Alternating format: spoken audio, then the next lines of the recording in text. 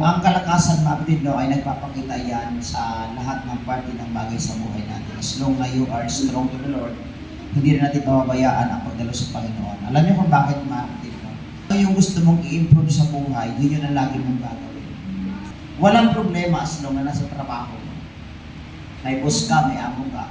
Pero as long na wala ka namang boss, wala kang amo, tapos nasa bahay ka lang, negosyante ka, wala ka namang boss, Mabdid, no? Tapos, kung ano yung bagay sa buhay mo. So, pwede mo yan i-sacrifice para sa gawain ng Panginoon. So, yan din po ang ginagawa natin, no? Madalas, update, no, na sa ganitong oras, marami nang bibili. Pero wala tayo doon sa tindahan natin kasi priority natin yung ating Panginoon sa bawat isa sa atin, ma'am. Kung ano yung ginagawa mo sa buhay, sabi ko nga, yan po yung pinagyayaman mo, pinaglalago mo. So, sa paglilingkod natin sa Panginoon, no? Sabi nga, huwag natin gawing Diyos. Higit sa lahat, yung ating sarili. Diba? Huwag natin gawing Panginoon yung ating sarili na tayo yung sinusunod. Yung ating decision making ang sinusunod po natin, dito. So, follow the will of God. Everybody say amen. Kasi nga, masasabi natin na tayo po ay totoong lingkod sa Panginoon kung kaya mo magbigay ng panahon sa Panginoon. Kaya mong sumunod sa Panginoon. Mayroon pong dalawang bagay na kailangan pagsikapan natin lumago sa buhay ng bawat isa sa atin. So, ano po ito? Basahin po natin yung aklat ng 2 Peter 3:18 na sinasabi po dito na grow in grace and in knowledge. So, ito pong dalawang ito kailangan po natin pagyamanin sa buhay ng bawat isa sa atin. So, una sa lahat, ang biyaya ng ating Panginoon.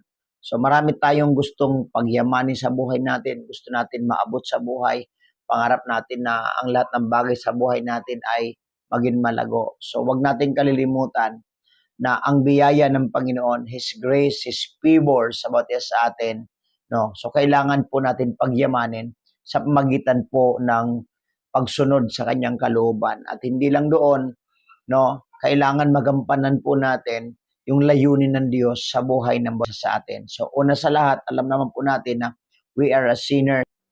Nakita ng Diyos being a sinners yung dulo ng ating patutunguhan.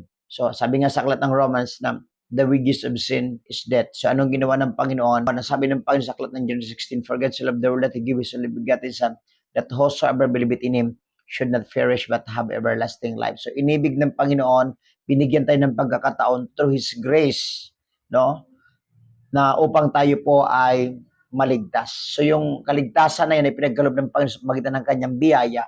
Kailangan po natin ito pagyamanin, palaguin sa buhay ng bawat isa sa atin. Pangalagaan natin hanggang sa kanyang pagbabalik, mga kapatid. Next one na dapat natin pagyamanin, knowledge about the Word of God, knowledge about the truth. So paano natin ito gagawin? Sa pamagitan po ng pag-aaral, pagbabasa ng salita ng Panginoon at sa pagbubulay-bulay araw at gabi na ang kanya pong mga salita, kailangan po natin ito sa araw-araw ng espiritu ng ating buhay. Gusto po natin malasap ang biyaya ng kanya mga salita, kailangan po natin ito pahalagaan sa pamagitan ng pag-aaral at pagbabasa. Higit sa lahat, kung atin ito natutunan at napag-aralan pa natin ng mabuti, i-apply natin sa ating mga buhay as we grow on. At hindi lang basta tayo lalago sa kaalaman sa salita ng Panginoon, kundi lalago din tayo sa spiritual na buhay na bawat isa sa atin. So kaya, we must allow His presence, we must allow His goodness sa bawat isa sa atin upang tayo patuloy na lumago sa buhay.